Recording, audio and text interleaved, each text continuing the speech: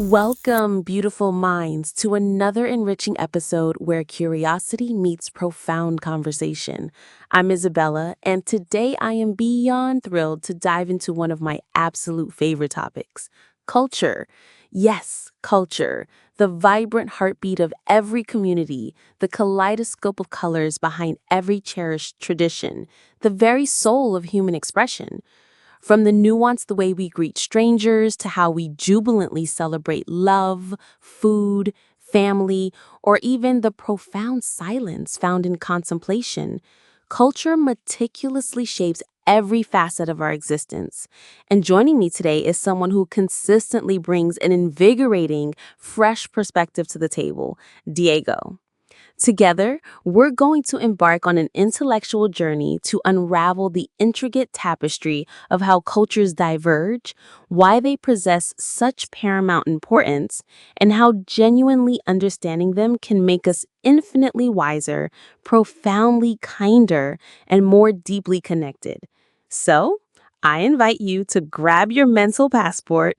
Open your heart wide and let's embark on this transformative cultural odyssey together. What an utterly captivating introduction, Isabella.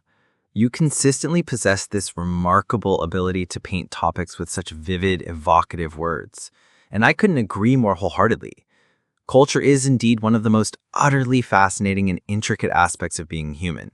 It's akin to an invisible yet omnipresent code that subtly governs how people live, how they perceive the world, and how they ultimately feel. I was fortunate to grow up in Mexico, and my culture is an exuberant celebration, overflowing with dazzling colors, boisterous festivities, soul-stirring music, and above all, an unwavering, profound reverence for family. But when I journeyed to Japan, for instance, I was immediately struck by an entirely different world. Serene, almost hushed streets, the eloquent simplicity of bowing as a greeting, and pervasive ethos of minimalism, and a deeply ingrained sense of harmonious equilibrium. This profound encounter unequivocally made me realize the sheer magnitude of knowledge and wisdom we can acquire when we courageously step outside our own familiar bubble. Precisely, Diego. I vividly recall the very first time I visited Morocco. The hauntingly beautiful call to prayer echoing majestically across the ancient city, the intoxicating aroma of exotic spices wafting through the bustling markets, the overwhelming generosity and genuine hospitality of complete strangers. It was all so utterly magical, almost ethereal. I learned there that in Moroccan culture, the simple act of offering tea isn't merely about the beverage itself. It's a deeply symbolic ritual about sharing an intimate moment, about forging a profound, enduring connection. And that, in essence, is the unparalleled beauty of culture. It unequivocally teaches us that there isn't just one prescriptive, right way to live. Every single culture offers a unique and invaluable lens through which to perceive and interpret the world. Sometimes it's only when we encounter something radically different that we truly begin to grasp just how deeply ingrained and pervasive our own habitual behaviors and perceptions truly are, prompting a crucial reevaluation. That's so incredibly true, Isabella. Culture also profoundly influences aspects we often take for granted, like the very concept of time. In some Latin American countries, including my own, being a few minutes late isn't perceived as rude or disrespectful. It's simply an intrinsic part of how life flows with a more relaxed, fluid rhythm. But in Germany or Switzerland, for example, punctuality is not merely appreciated, it's practically sacred. Initially, it can feel quite disorienting and unfamiliar, but then you gradually realize it's not about one culture being inherently better or worse. It's fundamentally about differing core values. Where one culture might deeply value flexibility and interpersonal warmth, another might prioritize precision and structured order. And when we hastily judge others without genuinely understanding that underlying cultural context, we tragically miss an invaluable opportunity for personal growth and expanded comprehension. Beautifully articulated, Diego.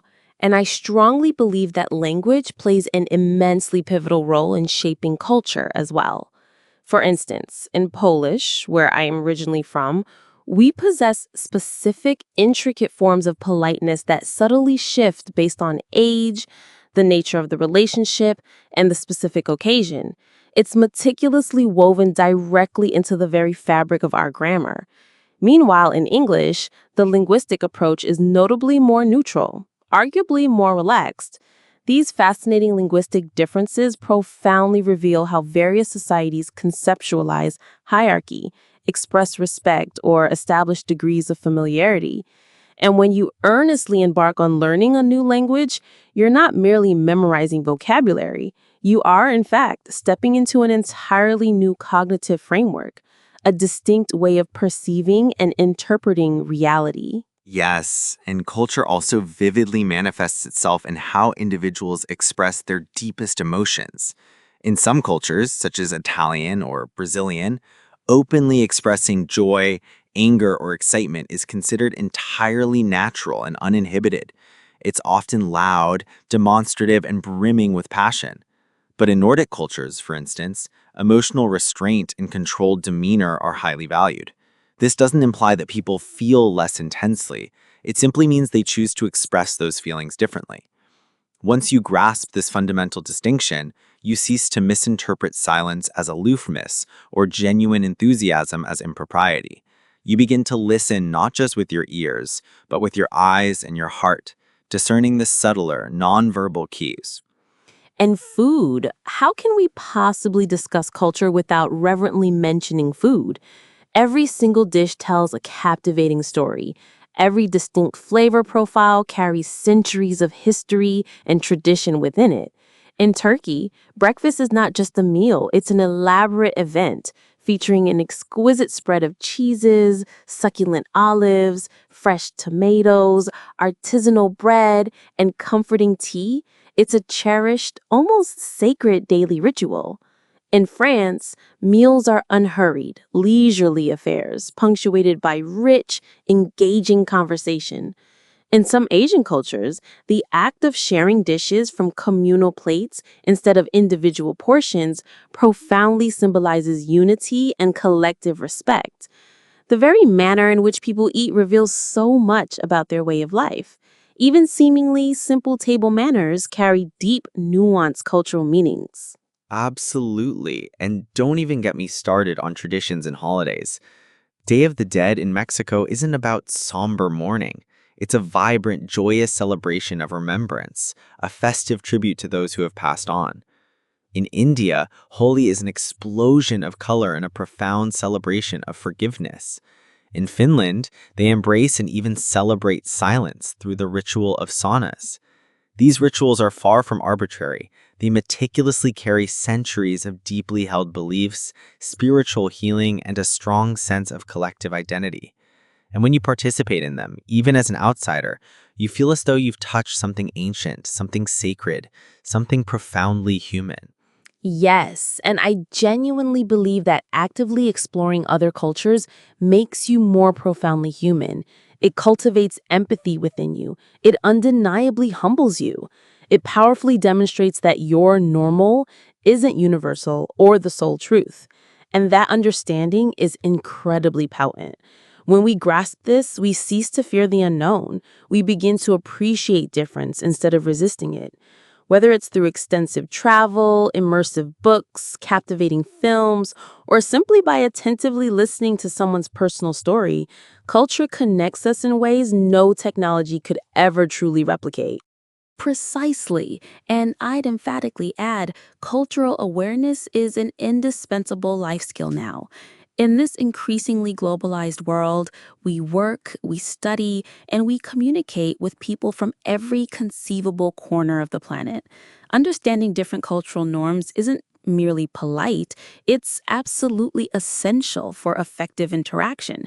It helps us avoid costly misunderstandings, build stronger, more authentic trust, and create inclusive spaces where everyone feels truly seen, heard, and valued.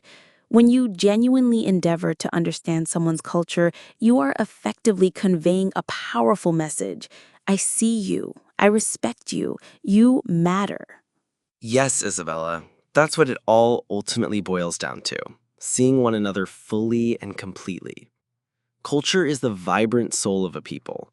And when we learn to truly honor it, we evolve into better listeners, more compassionate neighbors, and more insightful leaders.